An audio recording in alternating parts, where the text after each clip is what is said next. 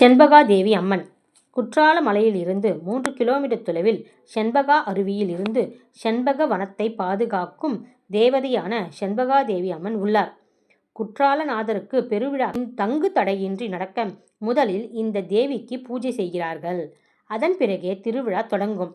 செண்பகாதேவிக்கு சித்திரை மாதம் 10 நாள் திருவிழா எடுத்து பௌர்ணமி அன்று விசேஷ வழிபாட்டுடன் நிறைவு செய்வார்கள்.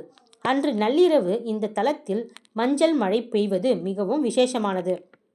இக்கோவிலுக்குள் மேலே உள்ள சிவமது கங்கை என்ற தேனருவியிலிருந்து சிவலிங்கத்திற்கு கங்காதேவி தேன் அபிஷேகம் செய்து வழிபடுவதால் மஞ்சள் நிறமுள்ள தேன் துளிகள் மஞ்சள் மழையாய் பொய்வதாக பக்தர்கள் நம்பிக்கை தெரிவிக்கின்றன. கோவில் அருகே உள்ள பேரருவி விழும் இடமெல்லாம் பாறைகளில் சிவலிங்கம் சிற்ப வடிவில் காட்சியளிக்கிறது.